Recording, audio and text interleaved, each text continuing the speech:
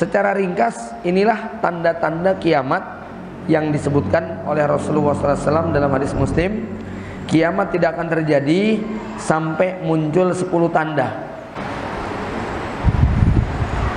1, gempa di bumi timur. Ini yang agak mengerikan. Timur Arab itu arahnya kemana, Pak? Ke Indonesia. Ya, gempa. Tapi ini bukan gempa sebetulnya. Khosaf. Khosaf itu bahasa kerennya likuifaksi. Kalau gempa itu zilzal. Tapi kalau khosaf itu ambles, dan itu oleh Allah sudah diperlihatkan. Sejauh ini kita mengikuti perkembangan bencana alam di Indonesia, belum pernah mendengar yang namanya seperti likuifaksi yang ada di Sulawesi. Iya, Pak? Saya seumur hidup baru kali itu melihat foto satelit yang menggambarkan bagaimana tanah itu kemudian ambles, bangunan, rumah, semuanya berpindah, kemudian digulung seperti di mixer. Ya, itu yang namanya khosaf. Wallahu a'lam bishawab. Barangkali itu cara Allah ingin memperlihatkan bagaimana kalau negeri timur ini kemudian mengalami khosaf secara serempak.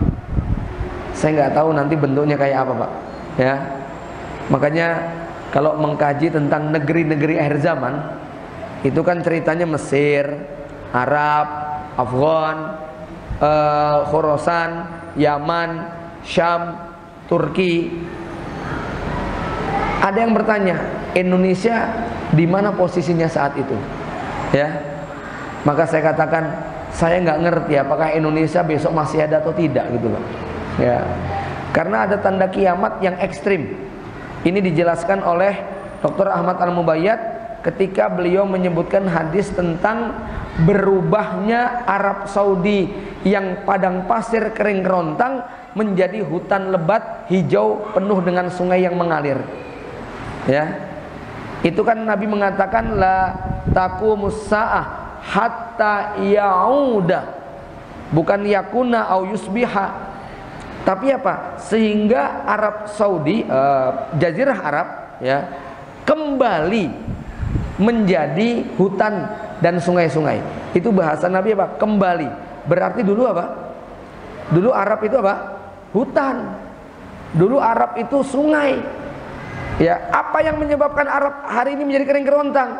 Kata Dr. Al-Mubayyad, ini tidak mungkin melalui peristiwa alam yang biasa. Ini terjadi perubahan iklim yang super ekstrim. Misalnya ketika kutub utara mencair.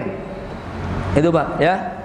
Nah, atau terjadi apalah perubahan medan magnet, atau saya kurang paham bagaimana detailnya itu bisa terjadi. Ini butuh disiplin ilmu tersendiri, Pak, ya. Tapi yang menarik adalah bagaimana kok bisa Arab Jazirah menjadi hutan lebat. Ini tidak mungkin melalui proses normal, turun hujan seperti biasa. Turun hujan itu sejak zaman Nabi Ibrahim sudah turun hujan. Tapi tetap aja Arab Saudi hari ini kering kerontang. Kalau kemudian ada foto oase sebagian menjadi hutan, itu hanya sebagian kecil. Silahkan terbang ke Jazirah Arab, lihat bagaimana di angkasa, isinya cuma batu sama pasir semuanya. Ini tidak, Pak? Jalan dari Mekah ke Madinah, berapa titik yang itu ada rumput dibandingkan dengan tanah kering kerontang? Nggak sebanding, Pak. Ya, Bapak Ibu yang dirahmati Allah, ini yang namanya khosaf. Khosaf ini akan terjadi di timur, akan terjadi di barat. Ini juga kita tidak tahu barat wilayahnya mana. Tapi kalau kita lihat di peta, dengan Jazirah berada di tengah, timur ini merujuk kepada negeri Nusantara, Asia Tenggara, sementara barat merujuk kepada negeri yang ada di wilayah Eropa dan Amerika. Wallahu a'lam bishawab. Kemudian yang ketiga, Pak, wa khosfun bi jaziratil Arab. Ada gempa di Arab. Dan ini ada hubungannya dengan tanda-tanda kemunculan Imam Mahdi menurut satu pendapat. Ya. Jadi khosaf, likuifaksi ini disebutkan di dalam hadis yang lain.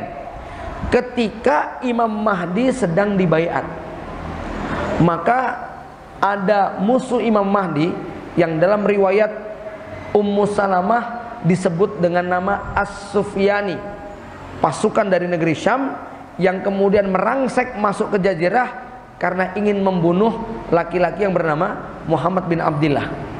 Tapi begitu sampai di sebuah daerah yang namanya Al-Baida, disinilah kemudian terjadi keajaiban. Apa itu? Bumi ambles. Ada riwayat lain yang kemungkinan terjadi bersamaan, yaitu munculnya api dari jazirah. Api ini tingginya sangat dahsyat, sampai bisa dilihat dari negeri Syam. Ya, jaraknya padahal kurang lebih sekitar 800 mil atau 1200 km. Saking tingginya api tersebut bisa dilihat dari negeri Syam. Masya Allah, ya Bapak Ibu sekalian, ini sama seperti jarak antara Jakarta dengan Makassar, Pak. Ya, jadi kalau di Makassar ada api muncul, di Jakarta kok kambing-kambingnya, kucing-kucingnya lehernya menyala. Bisa dibayangkan seperti apa tingginya api yang ada di sana. Jamaah rahimakumullah. Nah, kalau peristiwa gempa ini sudah terjadi, dan inilah yang saya katakan tanda paling valid tentang kemunculan Imam Mahdi. Imam Mahdi itu tandanya banyak, Pak, ya. Ya, ada tanda fisik, ada tanda gejolak sosial politik, ada tanda gejala alam semesta. Ya, salah satu tanda gejala alam semesta adalah munculnya bintang berekor yang menabrak bumi. Tapi tentunya kita tidak tahu bintang berekor yang mana, nabraknya di mana, kapasitasnya seperti apa, apakah itu yang dimaksud. Ini yang kita tidak punya ilmu. Maka walaupun kemarin ada isu di Jember ada bintang meteor nabrak di ini dan sebagainya, lalu orang mengkaitkan dengan Imam Mahdi dan seterusnya, apalagi isu baca di Google bunyinya begini-begini, katanya NASA mengatakan dan seterusnya. Ini data-data yang menurut saya sulit untuk kita lacak kebenarannya, karena mampunya cuman katanya, ya, dan kita bukan ahli dalam bidang tersebut. Maka tanda yang paling valid adalah ketika nanti Arab Saudi berguncang, gempanya begitu luar biasa, menimbulkan korban dalam jumlah yang sangat besar. Oh, ini berarti di Arab Saudi sedang terjadi pembaiatan Imam Mahdi. Gitu, Pak. Jadi nanti kalau ada yang membawa berita dari Arab atau nggak usah dari Arab, kita buka di grup, di YouTube, di informasi media sosial, kok katanya ada gempa di Jazirah yang korbannya sangat dahsyat. Kenapa? Nabi mengatakan pasukan depan, pasukan tengah, pasukan belakang semuanya tenggelam. Yang di kebun, yang di pasar, yang lagi jalan-jalan semuanya ditenggelamkan. Berarti korbannya luar biasa nih, Pak. Ya. Nah, kalau itu kita dengar, insya Allah kemungkinan besar kita akan menyaksikan tanda-tanda yang lainnya. Tapi kalau info itu belum kita dapati, maka berbahagialah. Berarti memang masih cukup panjang. Bapak Ibu yang dirahmati Allah Subhanahu wa taala, ya. Kemudian apa yang akan dilakukan oleh Imam Mahdi? Imam Mahdi membawa misi penaklukan seluruh dunia.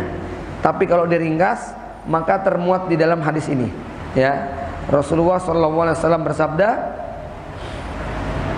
takzuna jaziratul Arab. Nanti kalian akan menaklukkan, memerangi bangsa Arab.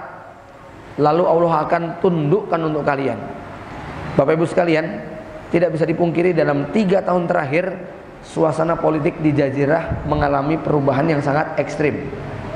Ya, silahkan cari sendiri di YouTube lah bagaimana keadaan Jazirah sekarang. Ya, mungkin akan sampai pada puncaknya. Umat Islam di sana muak dengan keadaan, lalu terjadi momentum yang semacam ini, sehingga kemudian Imam Mahdi muncul, lalu kaum muslimin sepakat untuk mengangkatnya sebagai pemimpin negara.